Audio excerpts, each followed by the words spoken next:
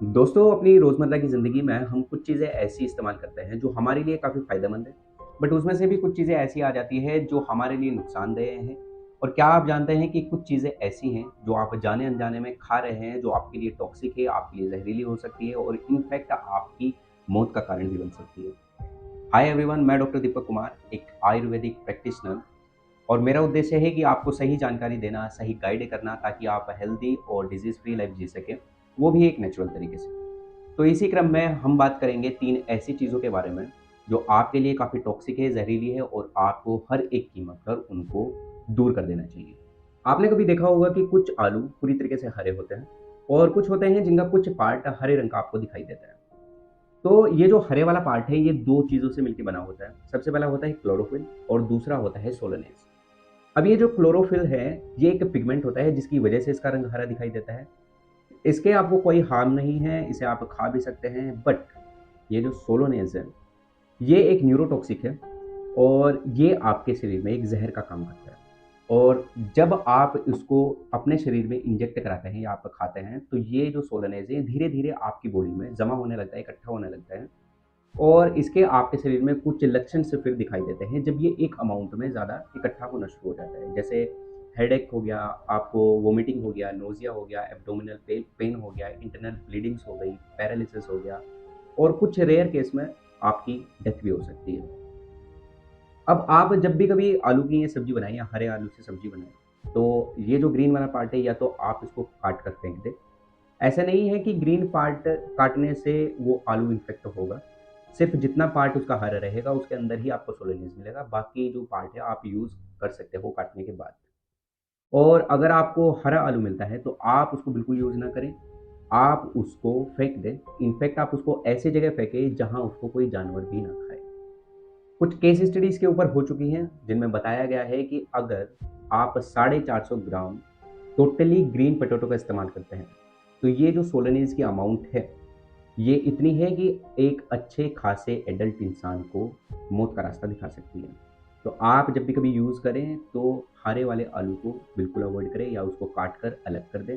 दूसरी ऐसी चीज़ जो आपके लिए ज़हर हो सकती है वो है under cooked red kidney beans, यानी हरे राजमा जो अच्छे तरीके से पके ना हों। आपने कभी देखा होगा कि आप जब इसको कच्चा यूज़ कर लेते हैं तो आपके पेट दर्द की शिकायत हो जाती है, नोज़िया की समस्या हो जाती है, वोमिटिंग हो सकती है।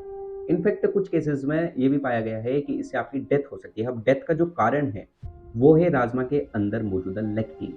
लेक्टिन एक टॉक्सिक सब्सटेंस है, जो हमारी बॉडी में धीरे-धीरे एक्यूमुलेट होता है और अगर आप किसी कारणवश राजमा को अच्छे से कुक नहीं करते या फिर उसको धीमी आंच पर अगर उसको कुक करते हैं या फिर कच्चा ही उसको खा लेते हैं, तो इससे आपकी बॉडी में बहुत सारे टॉक्सिन्स प्रोड्यूस हो जाते हैं, जो आपके लिए ज़हर बन सकता है।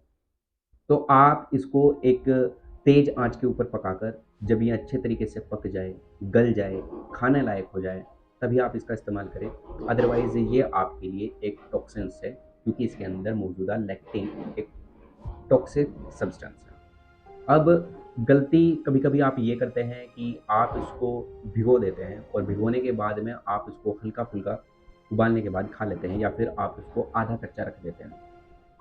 कुछ केस स्टडी ऐसी हुई हैं जो बताती हैं कि अगर आप इसको कच्चे खा लेते हैं या फिर कच्चा आप इसको उबालते हैं और उस बीच आप इसको खा लेते हैं, तो ये जो लेक्टिन की मात्रा इसके अंदर पाई जाती है, ये लेक्टिन की मात्रा और ज़्यादा पहले से बढ़ जाती है अगर आप इसको पहले पानी में भिगोकर और फिर कच्चा ही उबाल कर खा लेते हैं, मतलब अच्छे से नहीं पकाते। और 5 गुना तक इसकी जो लेक्टिन की अमाउंट होती है, वो पहले के कंपेयर में बढ़ जाती है। तो आप ये गलती ना करें, आप जब भी इसको कुक्ड करें, अच्छे से कुक्ड करें, बॉयल करें और एक तेज़ आँच पर पकाकर ही इसको खाएँ, तभी इसके अंदर जो मौजूदा लेक्टिन होते हैं, वो मर सकते हैं। तीसरी और आखिरी चीज़ जो इस्तेमाल में आपको नहीं करना चाहिए, वो है ब्राउन राइस। शायद ये आपको सुनकर शॉकिंग लगे क्योंकि ब्राउन राइस को काफ़ी ज़्यादा हेल्दी और अच्छा माना जाता है और इनफैक्ट ये भी कहते हैं कि आप इसको डेली खा सकते हैं। बेसिकली ब्राउन राइस काफ़ी ज़्यादा अच्छा होता है, आप इसको खा सकते हैं, बट किसी भी तरह के जो राइस होते हैं, उनके अंदर आर्सेनिक की कंसंट्रेशन होती है। अब ये आर्सेनिक क्या है? हमारे लिए एक टॉक्सिन्स है।